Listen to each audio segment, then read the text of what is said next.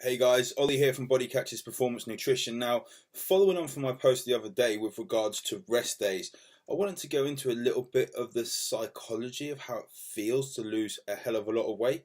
Now, myself, back in 2007, I lost nearly 6 stone to compete in 2008. So that was right, November, December time 2007. I started probably a bit of a dumb time just before Christmas, but going into eating a little bit cleaner, so to speak. I actually couldn't run to the end of my driveway, and then done 5 and 10Ks and things, and competed in August 2008 in my first bodybuilding show. So losing nearly 6 stone was a bit of a culture shock, so to speak. I got really shredded, but also if I was to go back, I would have done it over a longer period of time, and I would have looked into the impact of things, not just myself, but the people around me, and how it would have. When you get to losing that amount of weight, from what I've seen from other people and myself, is that automatically, if you veer off a diet, if you veer off a plan, you think you're going to then chuck all that weight back on, and you may be a failure.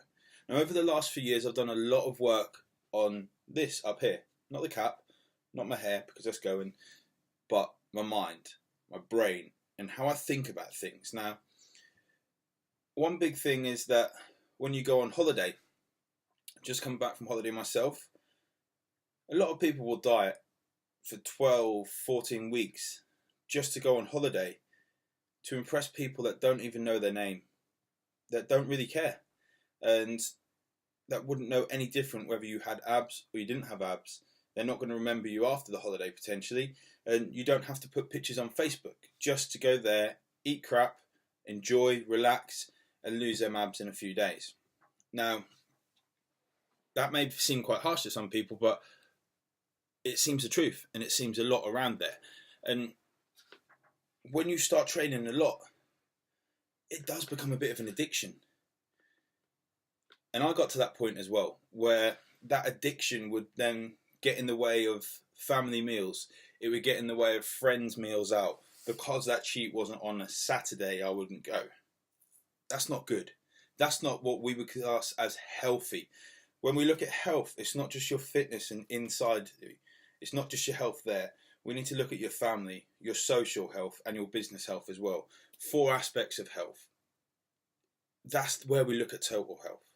Now, if you're worried about missing a session because you've trained 5, 6, 7 sessions a week constantly, then that's not necessarily going to be healthy. Your body's not necessarily going to miss that session. It will actually respect you for recovering.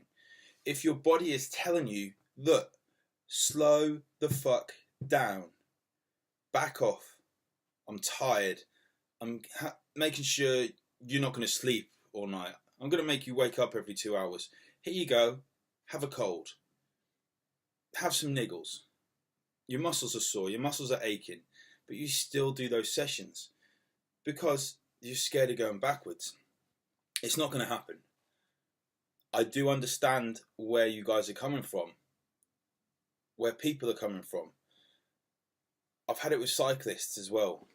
People cycling just so they can eat more, and it's not a good place to be in, but it takes a while to get out of it.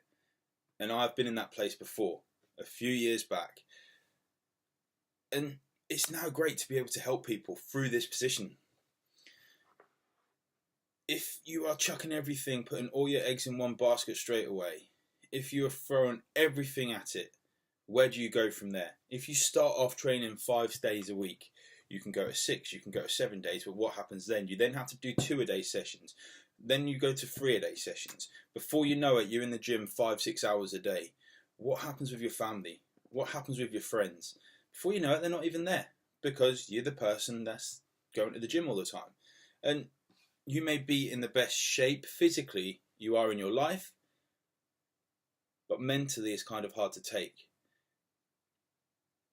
It's a bit of a different one today, but I just wanted to get that off my chest just because it's somewhere where I've been. and it hits me quite hard when I see people going through the same things that I've been through previously. And it's good to talk about it at any point. Feel free to drop me a message and let's chat.